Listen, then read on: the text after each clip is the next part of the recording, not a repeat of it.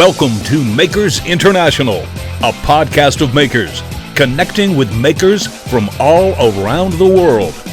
Here's your hosts, Jamie Page, Chris Cute, and now, Richard Morley. Hello. Good morning, good afternoon, good evening, good night, good times, whatever time it is, and wherever you are listening. Joined me, as always, Mr. Chris Cute. Hello. And Mr. Jamie Page. How you doing? And also this week's kind of very nice but super special guest of ours. It is. Am I allowed to use the official title? It's Yandles, everyone. he shrugged his shoulders. Whatever you I just like. went with it. I just went with it. Yeah. So if you don't know who Yandles is, Yandles works at Yandles, and his name is Dan. So I'll let you work out how we got to that. It's Dan. Officially, you are Mr. Daniel Tarrent. Yeah, at work, on Instagram and YouTube, I'm Wonky Workshop, and on certain police and or medical forms, presumably. Potentially. I can neither confirm or deny. You've actually got Al's Shack to blame for the name Yandles. He was the one who coined it. I haven't talked to Al in a while. What a good dude. Okay, cool. It was very confusing because we kind of had this, or Chris and I think possibly Jamie as well. I don't know about Jamie. Had a vague conversation briefly before, like during the week, when we were talking about getting you on and what we're going to talk about this evening. And Chris was just ultimately confused because some of us were calling you Dan, some of us were calling you Yandles, then Wonky Workshop, and there were all these. And Chris was just like, "What's his name? What do we call him?" And then everyone said something different, and I've got no idea. So Dan's fine. Dan covers all bases. I went through. I said I was looking for a link to credit you for being on the show today, Dan. It's actually in the description now. So if you haven't subscribed to Dan, his link is below. Click on it, subscribe. But I was looking to do that, so I finally just said, Dan, here's his YouTube link, and then you're so. Anyway, all right. Don't call him late for dinner. Yeah, just don't call him late for dinner. It's him. You know who he is, and if you don't, then find out. Basically, but we'll be back with you in just a couple of seconds now, because I've run through like a few sort of semi-regular-ish and predictable things at the start of the show, and then we're back into the topic with you to discuss all the names, and because I think that's probably going to take up all the show, is your various handles and places that people can find.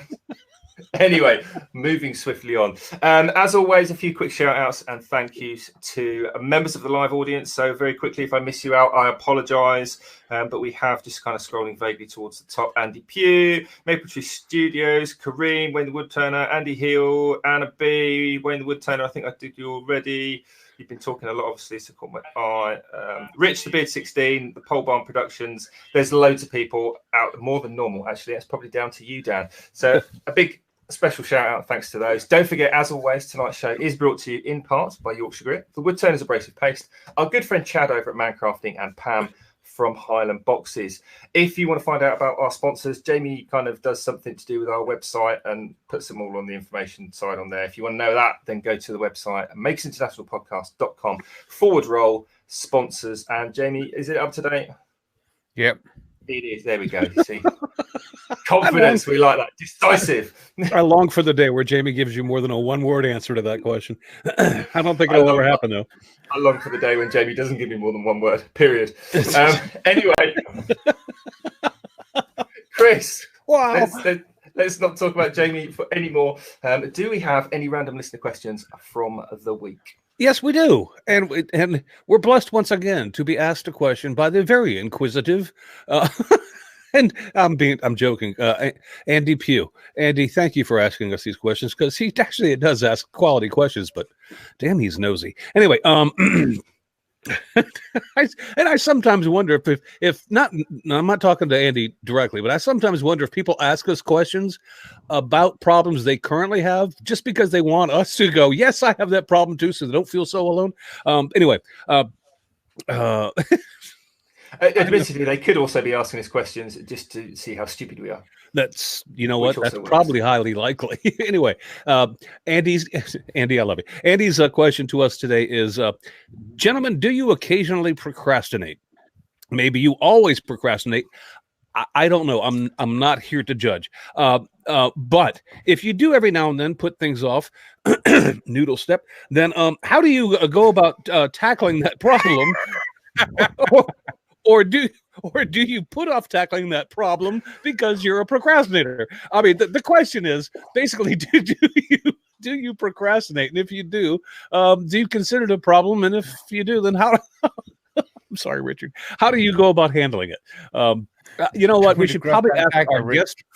We should probably ask our guest first, because Dan and I actually, without knowing it, had this conversation before we went on the air. So, Dan, I don't know, buddy. Do you ever put things off? Yeah, occasionally, maybe. That's a far cry from the okay, whatever. Yeah, no, I do have a tendency to overanalyze and overthink things and do an awful lot of planning before I actually just get round to getting on and starting the project, which then looks nothing like what I've planned and worked out on anyway. So yeah, I do quite often.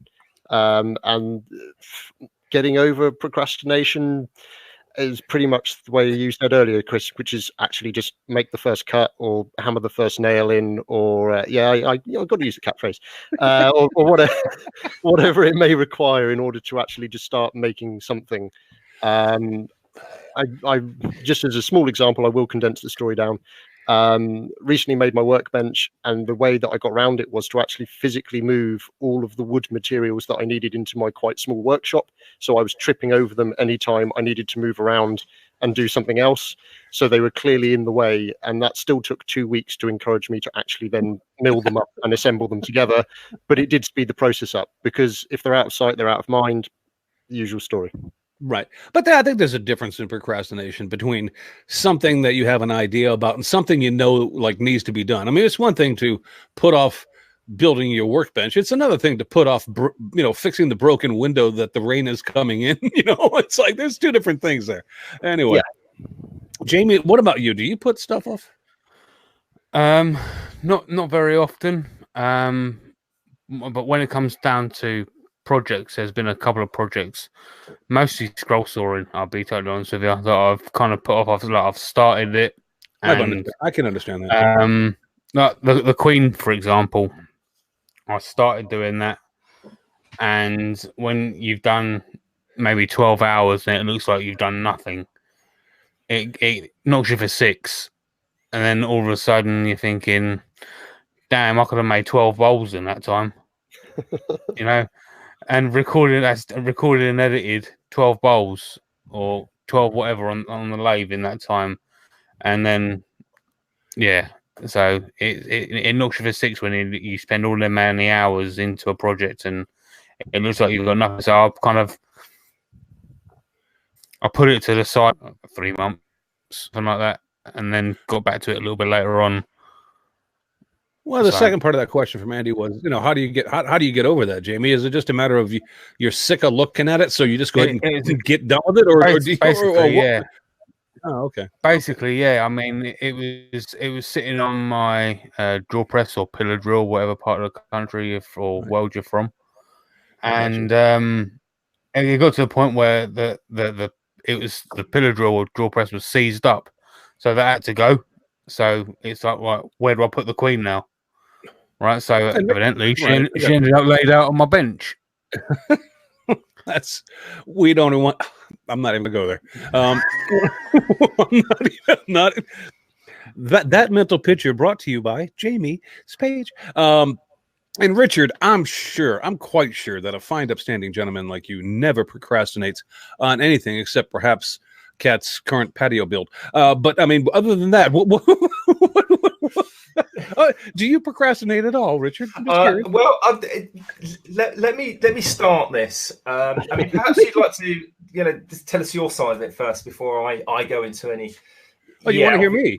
You want to hear me? I'll go first. I'll tell you. Yeah, I mean, he totally missed that, didn't he? No, I did because I wasn't really listening to you. I was reading the chat. I'm sorry. Go ahead, Richard.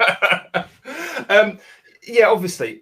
Just like I think everybody else to some degree, but I get loads of stick about the noodle step. Honestly, I'm currently getting loads of stick about the patio.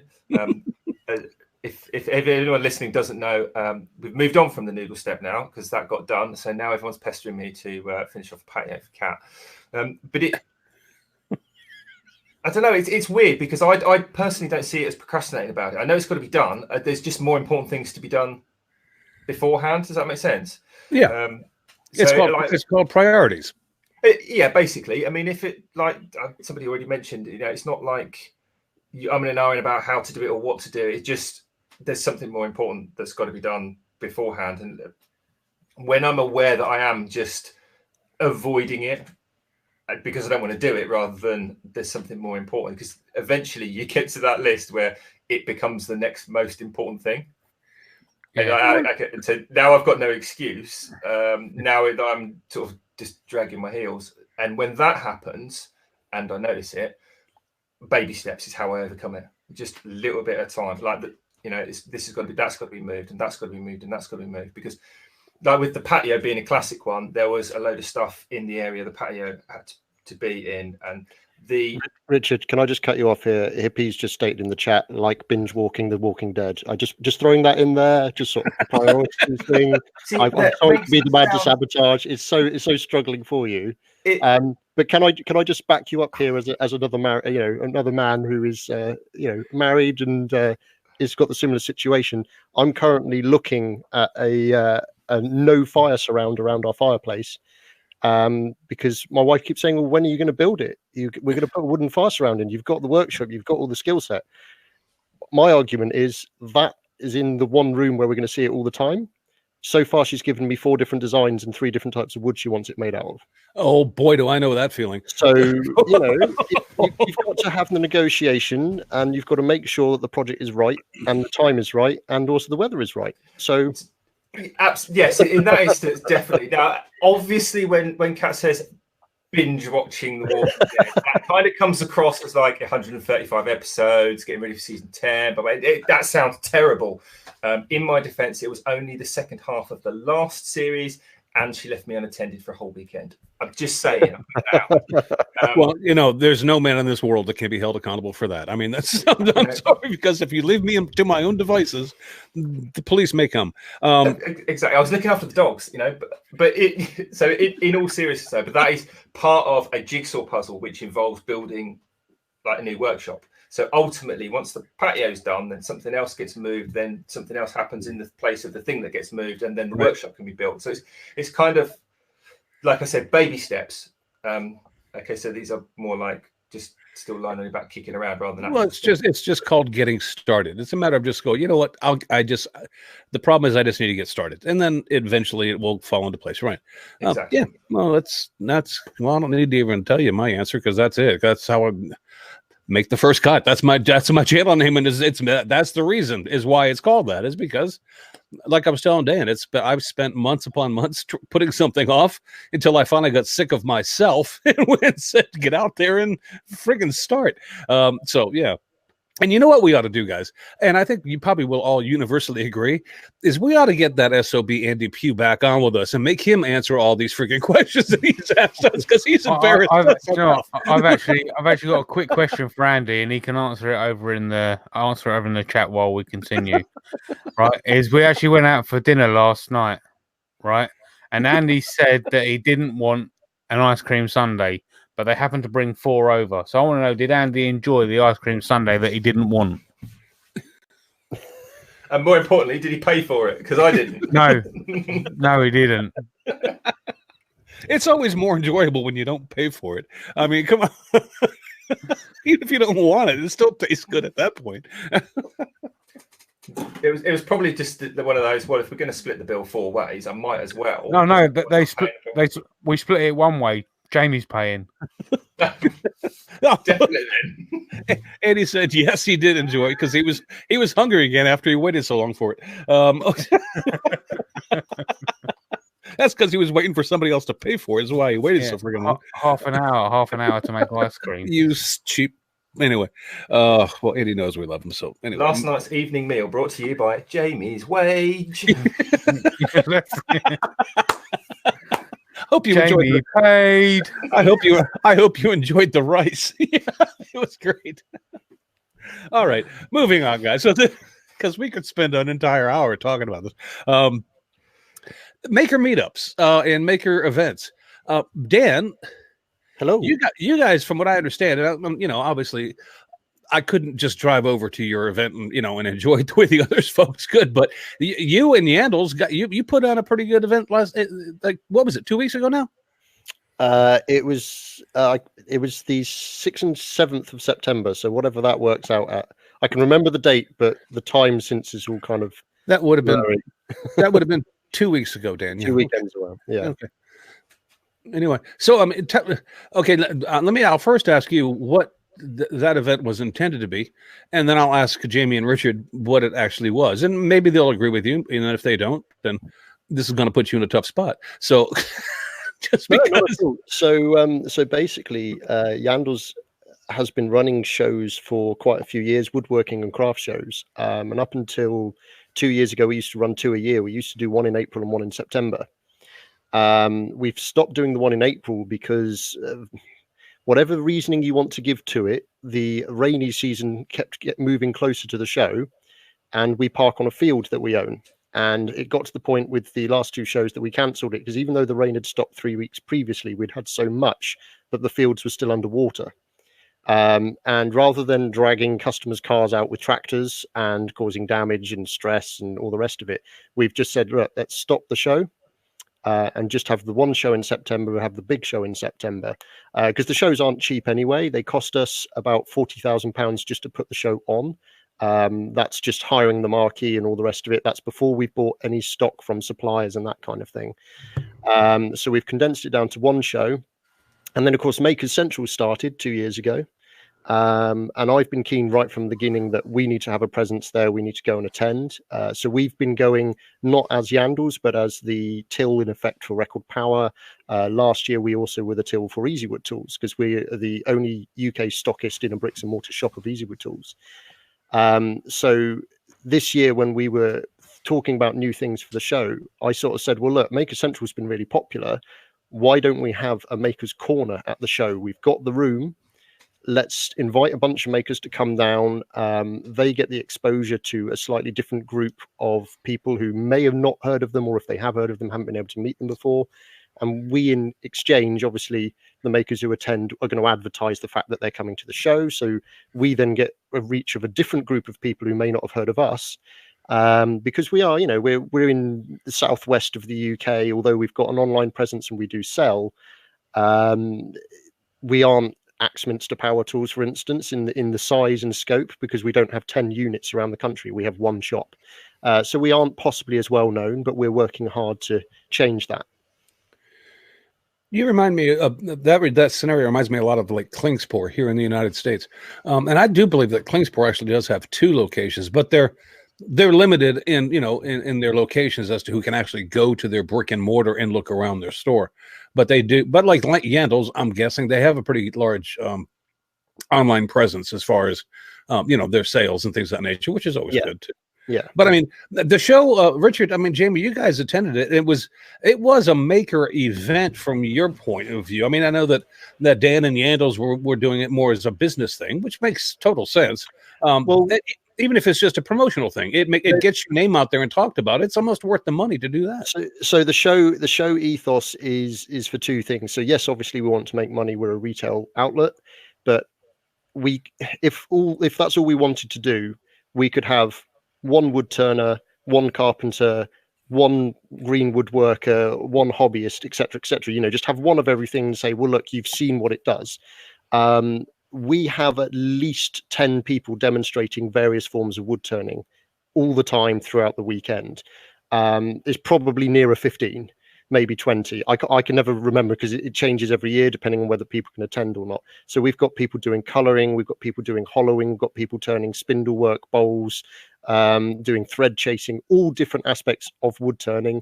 We've got people doing Japanese carpentry, wood carving, marquetry, anything to do with woodworking. This year we had a guy who makes longbows, we've got a guy who makes canoe paddles, all this kind of stuff. So it's not just about, hey, let's put this event on to make money. It's about showing people the different options to get into a hobby of woodworking, because most of these people, although a lot of the wood turners are not necessarily professionals, maybe they're retired and do it, but some of them are professional wood turners.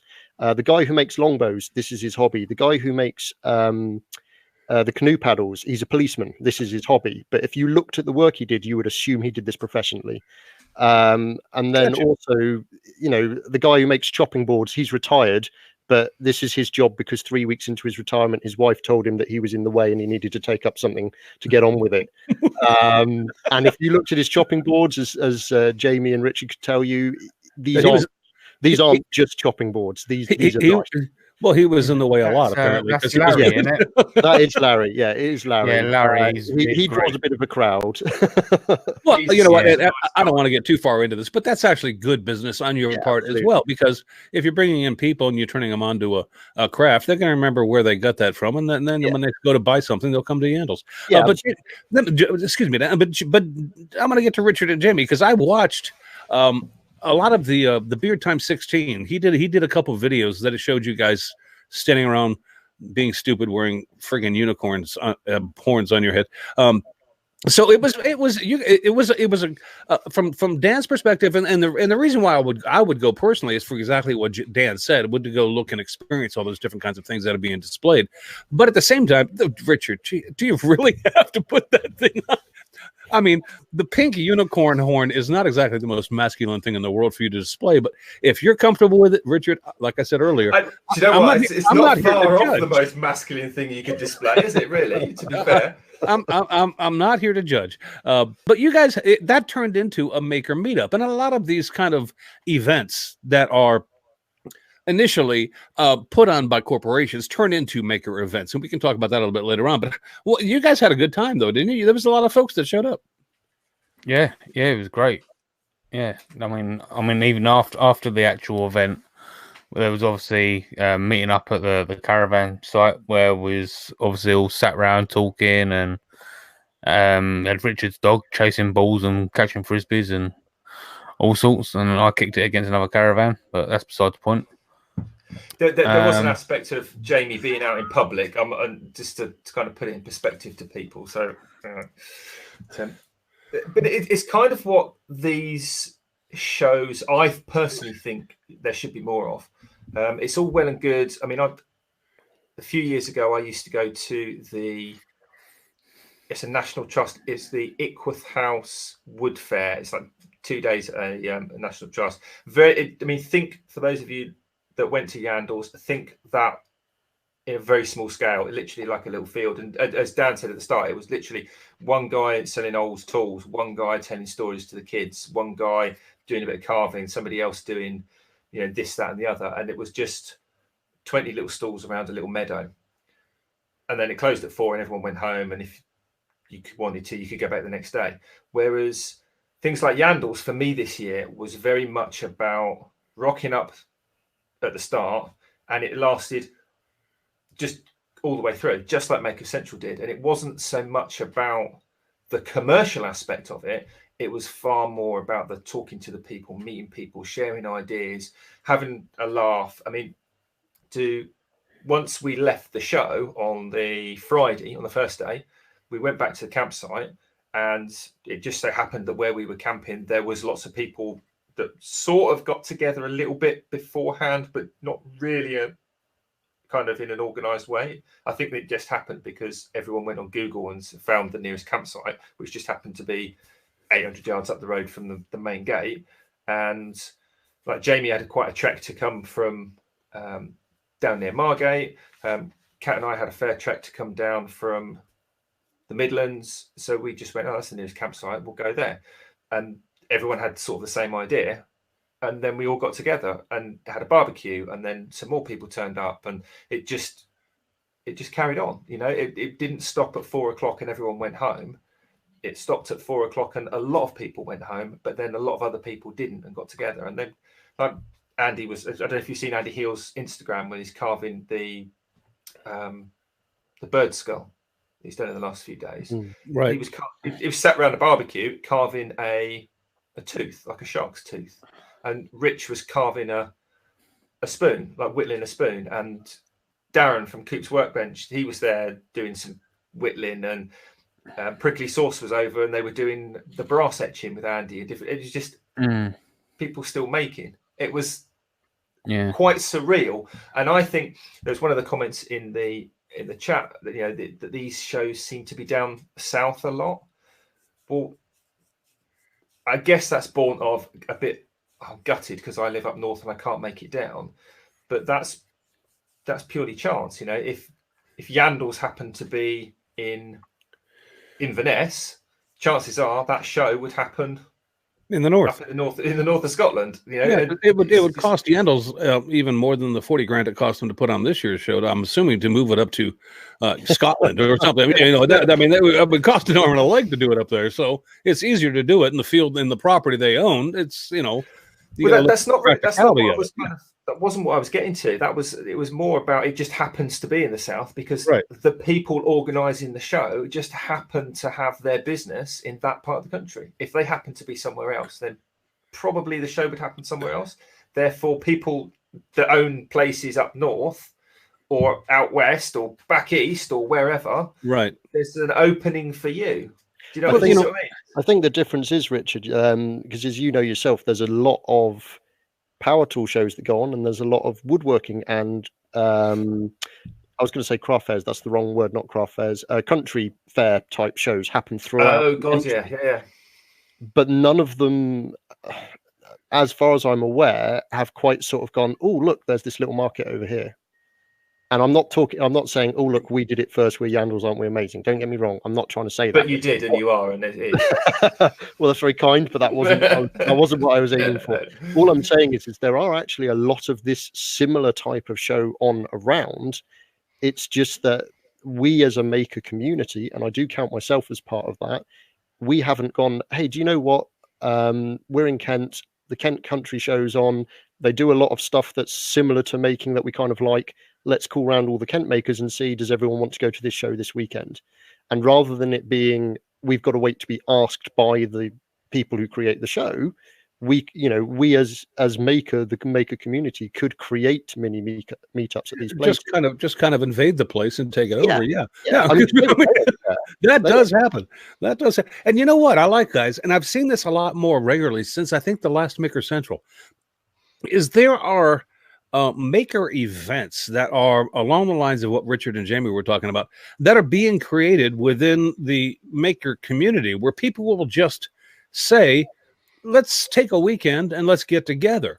There's no show going on. There's nothing happening except they've decided, let's spend a weekend and hang out because we enjoyed it so much at Yandles. We enjoyed it so much at Maker Central. Let's just do on our own. And I know that because we just saw one that was done in Ireland with a bunch of people that showed up in Ireland. Then there was no commercial attachment to that. It was just a bunch of people who wanted to get together and make some things. And that happens sometimes here in the US too, but it's obviously, like you mentioned earlier, Richard, it's very regional where these things happen, because obviously these people aren't going to move their homes if that's where it's happening. I mean, that's, but those are kind of cool too. But I think the commercial ones that are being put on by the companies are the ones that attract the most attention. They attract the most people because they have the draw. For instance, I know that in this year in the U.S., Klingspor down in Hickory, North Carolina, is putting on a maker event, much like Yandles did, that goes on the 26th and I think the 27th of October. So if there's anybody listening in the U.S. and is wondering where the next maker event this year will be, it's going to be the Klingspor event in Hickory, North Carolina, and there's a ton of people already committed to going to that. I know the guys from the Maybe I Said Too Much podcast are going to be there, and there's a lot of the people that that follow them. They're going to go down there because they want to hang out with those guys and stuff, which is cool. There's nothing wrong with that. But I believe it's the commercial event, so we should probably get into talking about what we know, and then get into what the chat knows about what kind of events like that are coming up. And I can kick it off by, in January in the U.S., unless you guys know there's something else happening in the U.K. or elsewhere that's going to be going on before the end of this year, then by all means.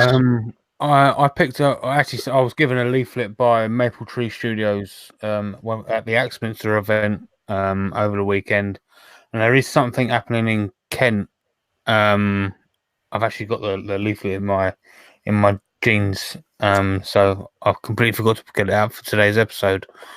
But yeah, there is something going on. It's like Yandles was saying, like a craft fair kind of event, like a weekend event.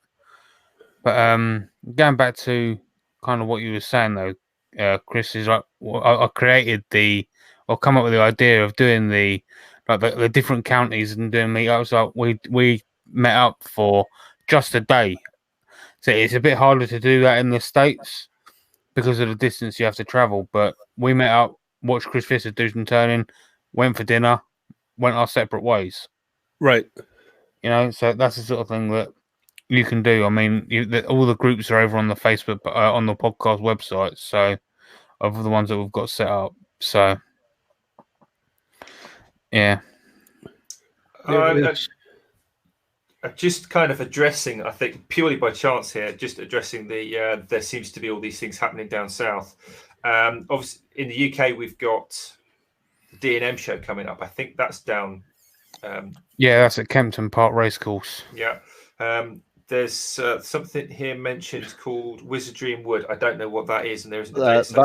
That's a big wood turning event. Anyone who has ever thought that a wood turner is a wizard because they can turn a bowl or they can turn a finial, they're not. Go and watch Wizardry Wood. Go and look up some of the stuff people there do, because those are people who do things with a lathe that you'll wonder how the hell they got there. Genuinely, that's a really, really interesting show to go to. They're creating art forms out of wood that is just insane. Yes, so I've just done the obvious thing. Click the link. It takes you to wizardryandwood.com. And if you think you're really smug on the lathe, get back in your box. Yeah. Mad, mental. No, I can't do that because these people are wizards. There's one called Scotland's Woodworking Show, which is done by Brody's Timber, which I think actually is pretty much what we were saying earlier.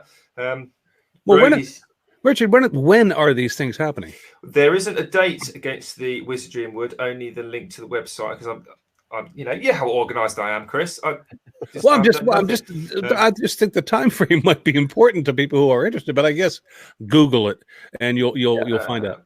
Okay, so it says it's not particularly up to date. All right, well then they probably have. It's probably a next year event. And they just haven't updated the thing yet. Which is fine. Well, I'll tell you what. I know the woodworking shows here in America kick off in January. I believe the first week of January. They normally kick off, and normally their first stop is in Baltimore. And these are a lot like and Jamie's very familiar with the show, but it kicks off in Baltimore. And the second week, I know the second week is typically up in my neck of the woods in Springfield, because I've been to that show a couple times, and there's always a lot of people that gather around and do that. And the Woodworking Shows, by the way, is the company's name who puts these shows on, and they travel the eastern part of the United States through the Midwestern part, but they don't go out west anymore. So there's a lot of angst from people out west that you were talking about earlier, Richard, about, it's always down south, I can't make it. But they don't cross the Mississippi, so to speak. They stay on the eastern part of the country, but they continue from January, I believe, all the way through January, February, March, April, May. Is it May? Yeah, I think it's May. I think they go through. I think they go through May, and then shut up, Richard. And then like the second to last show they do is actually the most popular show that people are probably familiar with. It's the Atlantis Show. You'll hear the Atlanta Woodworking Show talked about every year. That happens, and I believe it's the third week in May that happens. I could be wrong. I haven't checked the dates, but that's typically, and I know Jamie knows that show because that's one that Jamie has been to. Jamie, I've been to it twice. Twice. Well, I mean, compare that show to the Yandles show. Is it very similar or is it different? I mean, forgetting that one is in UK and the other is in America. I mean, but I mean, the feel is what I'm asking. Not really. It's not really that much different, I wouldn't have said. I mean, it's community. There's a show. There's the end of the show. Everyone meets up at the end of the show. I honestly wouldn't have said that there was that much difference. Well, let me ask you a question.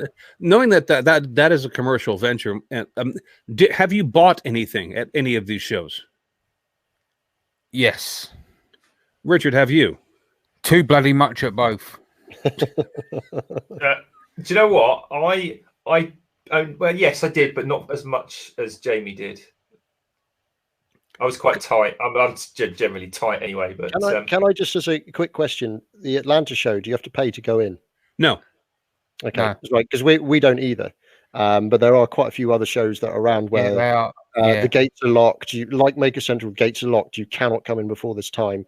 But Richard and Jamie will tell you, even though our show officially doesn't start till 10 o'clock, we will have members of the public wandering around from about 8. Gotcha. Because we'll have a lot of the guys who we've got to get in first. We're going to get first choice of all the wood, and they'll be in there like pulling it all up and queuing up because the till doesn't open till 10, and they've got trolleys full of timber that they've like pre-selected. Then they'll pay for it at 10, drop it off at the car, and then they'll come back for the second walk round after the show's officially opened. But genuinely, awesome. like if people started demonstrating from 8 o'clock, there would be a crowd around them. That's awesome. So when Dan said to me, "Oh, my time slot was 10 till 11 on the first day," so I like to get in a little bit earlier, get set up, and find out where everything's are. So I'm literally just taking things out of a box, getting ready at like 9:15, and I turn around and there's 3 old boys stood there going, "Right, what are you going to be doing then?" I'm like, "What?" It's like the show's not even. I thought they were like waiting to ask where something, and it's just no, we're here for the show. What are you doing? It's like, well. Absolutely mad. I honestly couldn't believe it. Yeah. And I mean, beyond what we've already talked about, we know that we're kind of in limbo with Nick and his team with the which is now going to be either a June or a July event if it happens, and he still hasn't committed. But it sounds to me, it could just because he's talking about it. I have a funny feeling this is going to happen. That Maker Central is going to happen again in 2020. It's just the date hasn't been confirmed yet, and the guys haven't finalized plans yet. But Nick mentioned that it was going to be sometime in June or July of next year. And I got the impression that, because I haven't spoken with Nick directly, but I've got the impression that he was pretty much going to be looking at the same event, same venue, and basically the same kind of show for June or July of next year. So Maker Central is a huge get-together. And honestly, I don't know of another event in the U.S. or elsewhere that attracts the people from so many different locations than Maker Central. Because we had, and granted, I didn't go this year, but I went the year prior, and there were so many people from across the globe that gathered for that show. It was amazing. And so, and it wasn't actually, I mean, while they did have a commercial vendors in there looking to sell and obviously looking to pay for the space that they, had rented from Nick and his team, that it really wasn't what I would think a commercial show. I wouldn't categorize it that way. Can I give you a bit of insight from the other side? Sure. So obviously, as I say, we've been to Maker Central for 2 years. I won't name names, but I had a lot of conversations with a lot of the suppliers who we also use. Very few of them categorize Maker Central as a show to go to make money. Okay. It is much more about introducing the next generation to their brand. So those who have attended and have come back again the second year have cottoned on that this is the way to go. Those who attended the first year and may not have come back again saw it as a commercial venture only, and then when they didn't make enough money, they said, well, what's the point, and haven't bothered. I can't guarantee that for all of them, obviously, but the ones that I spoke to that I know who didn't come back again, that was the reasoning. It wasn't cost effective. But a lot of the others who have come back, maybe they made just enough to break even. Maybe some of them made a profit. Maybe some of them made a loss. I don't know figures for all of them, but a lot of them have twigged that as a community, the Maker community is a large enough group of people of a varying generation and ages, all of whom are being exposed to their brand and can take that away in their heads. Hey, I used that lathe, or I bought timber from that person, or I used that resin product. I know that's good because I've been given an opportunity to play with it at this event. Right. Well, that's more of a, and then if a company needs to justify the expense, they can always stick that into promotions. Yeah. It's a promotional expenditure. Okay. Yeah. I got you. Yeah. It's much more, like you said, that customer based branding rather than you go to a trade show like the umpteen tool fairs or Screwfix Direct Live or whatever, where you are basically 90% of the people that go in there because they know they can buy their next 2 years' tools at a trade rate, a discount show price, and they load the van up and go home, and they don't care. They're not necessarily buying into the brand. No. The customers are looking at it from a business perspective as well. I'm taking the day off because I know I can make that back from savings on rebuying stuff. It's much more you're buying into the brand. This is where your money's going. Is customer service, looking after you and things like that. But I found from the other side, having done Maker Central from both sides of the counter, so to speak, and just like yourself, Dan, talking to people behind the scenes, behind the corporate image and on the shop floor, as it were, and the punters as well, I found that Yandles was a much more personable show. Is that the right? And this isn't because you're here. If it was Nick, I'd say the same. And I think that's because I think that's because sheer numbers. If I'm honest, you've got a bazillion people in a shed, or you've got half a bazillion people at Yandles in a field and a load of sheds. It's a much more relaxed sort of. I think it's also the venue. I think the uniqueness of the Yandles venue. So, Chris, I don't know. Probably, I don't blame you for not going on the website and looking at the history of Yandles. No, I have. Oh no, Dan, trust me. Out of all the people that are here today, I'm the only one who does research. So yes, I have. So for those in the chat who listen to this later don't know, we've been around since 1860, and so we are a sawmill first and foremost. That's what we originally did. And in later years, we have then created a shop centered around woodworking, most specifically wood turning. We've also got a hobby shop that is much more to do with softer crafts, so sort of art and sewing and that kind of thing. And we also have now a coffee shop and also a gallery for people to show the things they've made from product that we've got. But a lot of the buildings that these shops are in were originally parts of the sawmill process. So the building that is now the woodworking shop, where I actually sit at my desk when I'm at my desk, used to be the finishing shed. So you walk in, you look up, and you can see curved elm beams that have been there since the early 1900s. Wow. And if you bang against one of the pillars hard enough, the dust falls down from them. So you're not walking into the NEC. You've not got huge vaulted industrial ceilings. You're not walking across a floor that has been repainted or recarpeted 1,000 times in a year for various different shows. You are experiencing part of this historical growth of this company, which is still family owned. That's extremely attractive to think about. It really is, and that's a niche that not a lot of people can lay claim to, at least not today. That's absolutely awesome. And I just want to take a second, if I could, guys, because I want to mention my good friend Mark Christopher is in the chat, and Mark would be, guys, Mark, excuse the pun, mark this down. We need to get him on to talk about events too, because this man goes to more maker events than anybody I know. He's been to loads, and he allowed me to stay at his house and fly over with him for the first Maker Central, and Mark's an incredibly interesting man. Anyway, Mark, hi, welcome to the chat. Thank you. I appreciate you showing up today.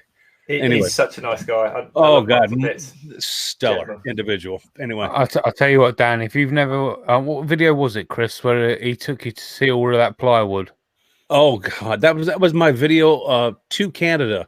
I did a vlog when I went to Maker Central. Dan, I did 3 vlogs. I did, on my way to Canada. I did Maker Central on my way back home, and I believe it was the first one in the series.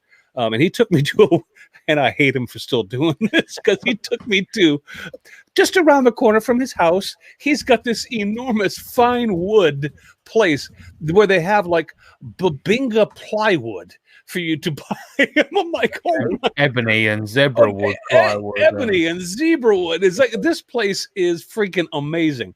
And Mark, I know you're watching, and yes, I do hate you still for that, because I can't go around the corner from my house and walk into a place like that. So whereas Chris, I go to work, and if I choose to, and I often don't, which is even worse, I just walk down and can go and stroke the slabs of Babinga. Oh man, I'm telling you, that place was absolutely friggin' awesome. And I managed to catch a little bit of it on my first video in that series. And that was obviously, what is it, almost a year and a half, 2 years ago by now. But yeah, I had a great time. So anyway, well, let me ask the chat, folks. I know that they, and you'll have to forgive me because I've been trying to follow the chat and follow so I could interject events that we may not have mentioned.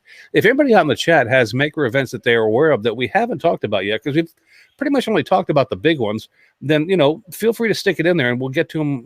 If we can see them. So I literally have been watching the chat and I've been making some notes, Chris. There's quite a few shows that people are mentioning. Leona talks about the one in Ireland at the carpentry store, and then she's got the dates which I missed. I was typing them out. I think it's sometime in October. I can't find it now. There's so much. Andy P mentioned that Wizardry Wood is next year, 2020, and Chris, father of Dragon Tail Turning, Susie's channel, has mentioned, I don't know if this was the one you were talking about, Jamie, the Record Power Show at Twickenham, 5th and 6th of October. No, Kempton Park. Is Kempton Park Twickenham? That's down that neck of the woods. It's a race club. Oh, yeah, it's about opposite. It's almost opposite, I think. Twickenham's London. Would you anyway, could you learn your own country, for crying out loud?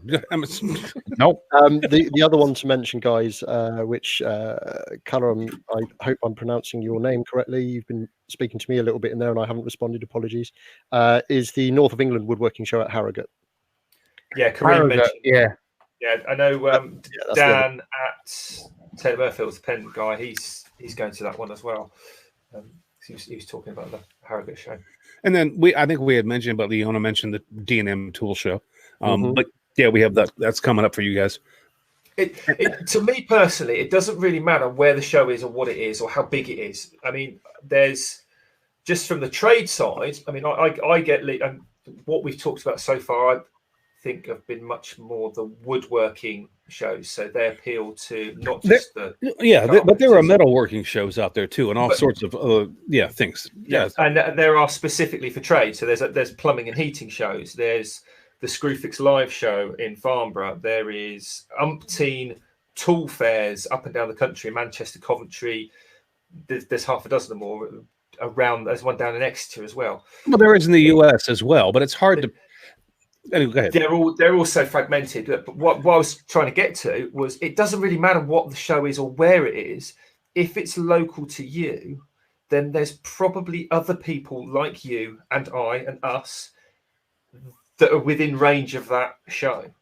And that's, I think, what Jamie was trying to promote with the county's Facebook groups. If you live in that county, dip in that group, mention it, and because all these things that are happening with Rich in the campsite at Yandles, with the people meeting up after the Atlantis Show when everyone piled into, was it Mike's garage or where Jamie that you went at somebody's workshop? Chris, you were there.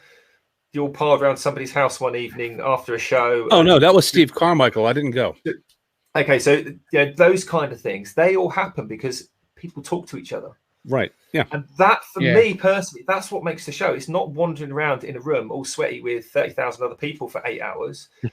the stress of that. It's the sitting around the campfire in the evening. It's sitting in the bar in the evening. And when you hear about Maker Central, you don't hear about we all sat around the picnic benches in the Maker area in the show. You think, well, we were sitting around the table in the bar. They're the stories that come out. You know what makes the show. No, but you know what? Where the problem lies, and we're going to have to move on, guys, after this. But the problem lies that there are a lot of these little small get-together opportunities that happen, and I don't learn about them because I primarily spend my time on Facebook, but I don't learn about them until like the week of. Because some member of the community would go, who's going to this? And it's like, that is news to me. I didn't even know it was happening. It would be, I mean, like we're talking about Maker Central. We're talking about all these other events today because we know about them. If we knew about those events prior to the week of, there's a lot more people who would be, planning or being able to show up for them. And I'm not complaining about the people bringing attention to these things. I'm just saying, I don't want people to be disappointed when they don't get a large response, because people haven't been able to, figure out what they're talking about until, if something's happening on Friday and you're asking the question on Monday, I know what the answer is going to be. I mean, you gotta fill me in beforehand, guy. And that's exactly what Steve's trying to do with his meetup in Ireland. That's exactly what Joe's doing, organising his meetup, wherever that's going to trying to get the word out early. Exactly. But not just the getting the word out early and advertising it and doing all that good stuff. It's the actual getting off your weekend and bothering your backside to turn up to an event. I know it's not always possible, and Maker Central nearly bankrupted me twice. It was jam sandwiches for a month, but it's not like you only just found out about it. You've got a time year to plan for it. You start sticking pound coins down the back of the sofa now, folks. And do it. Be part of the experience, because it sort of winds me up a little bit, and I mean a little bit. It's a bit kind of like, because we're all our own victims. I think it was last year when UKIS, it was the last UKIS. Was that last year or the year before, Jamie? 2 years ago, because they didn't do UKIS this year, so it had to be 2 years ago. Yeah, 2 years. Yeah. So it probably was the last UKIS, not just the previous one, but the last one. I saw in Facebook groups discussions about, are you going to this, are you going to that? And I know it was kind of poorly timed, in inverted commas, with Maker Central. It clashed, basically. It was very close. People weren't going because it was close, and I get it. You got to pick one or the other. Then you pick one or the other. Right. But there were people commenting things like, "I probably won't go this year because it wasn't as big as it was the year before." And I'm like, dude, you are the reason it's not big. Because when you start doing that, it's not going to get bigger when people start saying, "Oh, I'm not going to go because it wasn't as big as it was before." Once it starts contracting, we as people, as visitors, need to step in so that it stops contracting and starts expanding. If you're not happy about because it was poorly attended last year, then get the friggin' word out to the people that to make it more attractive. I hear you. Totally. All right. Well, if you guys have and I'm talking to the folks in the chat, and also obviously you folks present, that if you have something that comes up after the show, please send me personally, Chris Cute on Facebook, send me a link to whatever the event is, and I will make sure that it's included in the description when this comes back out on a Wednesday. Because the intention of this was just to let people be aware of what could be happening and where possible get-togethers could arise. Because I think we all really, really, really enjoy them. I mean, like Richard said, I don't want to break my bank account to do it, but I would love to be able to do something that was convenient in my area. And, I'm not going to do an woe's me type thing here, but the closest thing to me that happens on a yearly basis is the Springfield show up in Massachusetts. And that's about a 2-hour ride for me, but I'm happy to do that. But I do wish there was something that happened a little closer to where I live, but I don't, if there is, I'm not aware of it. So, by all means, if you guys know of something, then hook me up on Facebook with some links, and I'll be happy to put them in the description today so people are aware of it. So if you're listening to this on Wednesday, look down below and you'll be able to see the contributions people have made. Anyway, Jamie. Yeah, you love it. Oh, no. Dan, I suggest you take your headphones off. It is time for Jamie's Yellow Pages of the Making Community. So, Jamie, have at it. I think you mean Jamie's Page. Everyone's favorite segment of the show. It is, actually. Right. So, right. So, everybody, as we're talking about the Maker meetups and things like that, and I mentioned earlier on the show, I've got over on the podcast website, makersinternationalpodcast.com, 2 segments at the top of the page, where it's basically called UK and Ireland Makers Facebook groups and US and Canada Facebook groups. So on the UK and Ireland Makers Facebook groups at the moment, you've got the Kent Makers, the Yorkshire Makers, and the Dorset and Hampshire Makers Facebook groups. Then you've got the Wales Makers group, and you've got the Ireland Makers group, and then you've got the Southeast Ireland Makers group. So that's awesome. That's awesome. That's UK and Ireland. And then for the US and Canada, you've got the Southern Woodworkers, and then you've got the Central Ohio, and unfortunately nothing for Canada at the moment. So Mark, you can get onto that. But if you want to do anything local, maybe you're in the UK and you want to put your county on there, or double up on counties if you're on a small county, and arrange with a couple of people, set up a group. Let me know what it is. We'll get it on the website, so you can arrange local meetups, even if it's just for a day event or something. Maybe like what we did yesterday. We met up with Chris Fisher, watched him do a demo, went out for dinner, and went, like I say, went our separate ways just for the day. Yeah. So yeah, there was that. That's that out of the way.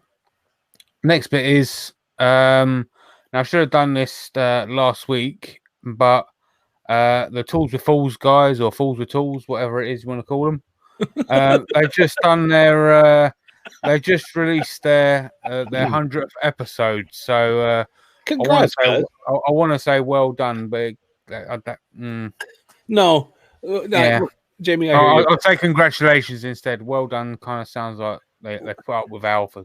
You know, they came on and did their own thing, and I think that's admirable, because I mean, a lot of people relate to that podcast because they talk a lot about metalworking and things of that nature, and that was sorely missing in this community. So well represented, boys. I mean, they have my admiration, and every single one of them is a great dude. So yeah, cool. Yeah.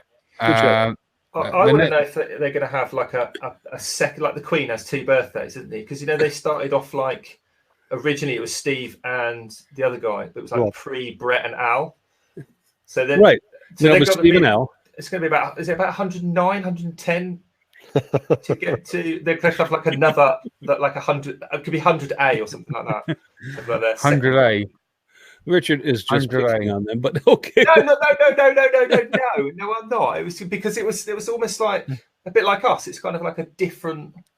It's a different look all the time. It appears. Yeah, I hear you. Anyway, Jamie, go ahead. I'm sorry. So then we've obviously got the Maker Quilt, which is still going on. Awesome. All the details for that are over on our Facebook page, which is obviously on Facebook, or on the homepage of the website. If you don't know what that is, it's hashtag Maker Quilt. And you send your t-shirt to Kat over at Hippie Noodle, which is Hippie Noodle on Facebook as well. And what she's basically doing is she's taking all of the t-shirts and sewing them into a quilt. And it's all the money is going to get the quilt is going to get donated to charity afterwards. And so I think the idea, Jamie, is the quilt. All the t-shirts get made into a quilt. And then that quilt is auctioned off, sold, and all the money raised is going to sponsor a guide dog for Guide Dogs for Blood. That's right. Yeah, that's right. Which was inspired by Chris Fisher. Yeah. Exactly. Yeah. And lastly, for Jamie's page. Oh God, twice, really? Thanks to Mr. Yandles, we just hit 900 subscribers on YouTube. Wow. We are 100 shy of making pennies on YouTube. 100 more guests. How exciting! So come and hack your college friends' YouTube accounts and your workmates' accounts and subscribe to us on their behalf without them knowing. Because we need glue money. We really do. Richard wants to buy another Festool. Yeah, there's $4. There's $4.26 waiting for it. By the end of 2020, all by Richard his own scroll saw. Yeah, and it's unsubscribe. And it's only taken us 3 freaking years to get there. Okay. Anyway, my shout out goes to Claire's Crafty Corner. I came across her channel today actually on the Beer Time 16's live stream. She happened to be in the chat over on Instagram. You know that other app you use on your cell phone, Chris? Oh no, you don't. Right. So anyway, I'm giving her a shout out. Basically, she's got an awesome channel and she's doing all sorts of things over there. She's using stuff from wood, concrete, resin, hot glue, string, you name it, she's using it. And she's just oozing with enthusiasm, and it's great to see what she's doing over there. So go check out Claire's Crafty Corner. That's awesome. And you know what? Until you introduced me to that, Jamie, I was well unaware. But I have subscribed, and I will go check it out. Thank you for that. I love seeing stuff like that. So, Claire, I don't know who you are, but I love you out in the chat. Oh, well, I love you already because Jamie says I have to. Just imagine Chris there, Jamie, is like this. Yes, hello, operator. Could you put me through Instagram, please? Thank you. You forgot to wind it up first, Richard, because you have to wind. I don't know. You have to take it from me, Dan. To you, my friend, because I'm not giving it Richard next. You go. My shout out is actually going to go to Crimson Guitars. So they don't really need support. They're at about 172,000 subscribers now. But the reason why I'm giving them the shout out is because Ben at Crimson very kindly was the guy who offered me a job out of working in an office and going and working in an actual workshop environment, which I was able to do for about a year or so before my wife had a chat with me about being able to afford to pay the mortgage, which is why I now work at Yandles. But I very much appreciate the fact that he was the one who basically gave me the opportunity to be able to grow very much as a maker and have the confidence to make stuff and have my own workshop and feel like I could do it, and I was able to actually have a skill set that I could apply on my own at home rather than sort of bodging things together and feeling inadequate and all that kind of stuff, which I know many of us have been through that part of the journey in the past. So that's my shout out would be to Crimson Guitars. So if you guys haven't watched any of Crimson Guitars videos, he's very distinctive look. Tattoo. he's got his shaved head with tattoos all over it, and he's a super nice guy. And many of you will probably have met him at Yandles show when you were there, because he also runs a second-hand hand tool shop. He passionately collects hand planes. When I worked for him, he spent the whole year I worked for him trying to persuade me that the Norris hand plane I had should belong to him, even though it was just going to sit on a shelf. So yeah, he's very passionate about that kind of stuff. And although it's not a shout out, just to let people know, Yandles show next year, we already have the dates. It's the weekend of, I believe it's the 11th and 12th of September. So you can start saving now, Chris, to come along, and then you could come along for Maker Central in June or July, and then just stay with Jamie. I'm sure he wouldn't mind. I'm sure Jamie and I would get along wonderfully for that amount of time. Basically, because I'm not going to eat Jamie's cooking for that. Build the bloody noodle spare room, Richard. You have to talk to Noodles about that. Well, if I did that, I'm sure I'd have to pack a tent, because at some point I would be in a field. Richard, go, man. Well, my shout out this week is going to go to the lads over at the is it Make It Your Way podcast? I make it how I like. I do what I want. Make things. Yeah. Make it your way. It's Nate from Simply or Nate, and Alan Scannell Wood Turning, and also I forget the guy's name. Johnny, that's it, from Bespoke Black Designs. They have just got together. I think they're on episode 3 now. I love listening to it, and I look forward to it. They are hilarious. It's a follow-on from the campsite shenanigans after and at the Yandles show. It's just amusing. Nate came along, and I didn't know he'd started a podcast, because I pretty much live in a hole when I'm not on this podcast, basically. And I listened to it, and yeah, you've got to be, a little bit thick-skinned, because they are grown-ups and they use grown-up words, shall we say. But there is all the due warnings on the podcast when you watch it. But personally, I haven't got an issue with that, and it is very enjoyable. They just talk about how they're working, how they're doing it their way, and not the way, and not the proper way necessarily, and not the way that stereotypical elderly retired gentleman thinks that you should be turning. Hey! No, honestly, Chris, I wasn't getting at you. Not this time. There's a stereotype for wood turners of a particular age bracket that has a particular set way of doing things, shall we say, and these guys are going completely almost against that, and just as the name would suggest, doing it their way.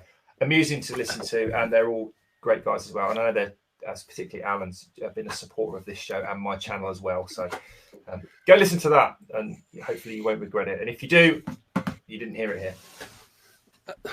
So the podcast, after all that, is called "Make It Your Own Way." Correct? Yeah, something like Close that. enough. Close enough. You'll find it. They're on Spotify. Thank you, Richard. Hopefully they'll go big time and get on iTunes and become like a proper podcast. But I know Nate's working on that at the moment, because you have to put it all in, and then like they have to do some like clipboardy check things and Apple stuff. I don't know. And so sorry to chip in, guys. I'm getting an awful lot of people kicking up on the chat asking how to get in contact with me via Yandles. If you email dan@yandles.co.uk, we're really complicated like that. So literally dan@yandles.co.uk. Email me if you're interested to be in Maker's Corner next year, and I can start the dialogue from there. I try and keep work and social separate. That doesn't mean I won't talk to you on my social, but it's easier for me to monitor it if I'm doing it through email on there, or pop a message on the Instagram page. Unless it's hate mail, in which case it gets. And then you send it to Chris Cute. Yeah, by the way, and my shout out is to my Instagram page. If you want to get in touch with me, it's at Chris Cute on Instagram, and I will get back to you right around the time the Yandles show happens next year. So yeah, I actually don't have a shout out this week, guys. I had a friend of mine come visit, and he spent the majority of the time with me this week here in my shop, and we did several things. But I haven't had a lot of time with YouTube, so I don't want to just pull something out of my rear end and throw it out there. So I apologize for everybody who put out stellar videos this week that I was unable to see, but that happens to be the case. So that's just the way it is. I apologize. What I'll do instead then, Chris, is I'm going to apologize to Susie Dragontail Turning's dad once again for making his wallet empty at the Yandles. I like how Dan is grinning. I'm aware I may also bear a small responsibility for that. Yeah. So hello to Susie, and hello Chris, and sorry. Awesome. Well, Richard, I know that we actually have, because we need to wrap this up, we actually have a member of the community that is going to be on with us next week, just to introduce himself to people who may not be familiar.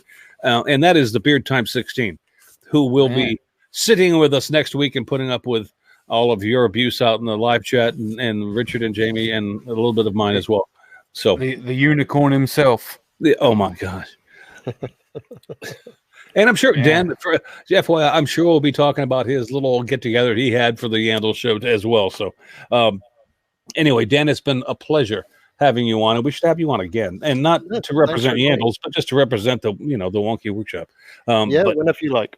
All right, awesome. Kirsty, so I think as Chris has alluded, we're on a little bit over an hour. So, and that's your fault, Dan, for being a good sport coming on and being. I just talk too much. It's fine. Yeah. Do you know what? I can totally relate to that. And you're both continuing to talk. So, so yeah, we will wrap it up, because otherwise Chris starts to have little kittens and whatnot. So thank you for everyone who is still listening. If you are not listening, then we will say what we like about you. Until next week, we've got Rich Beard 16 on with us. So you just have to wait a week. And until then, you all take care, and we'll see you soon. have a great week, everybody. Later. Bye.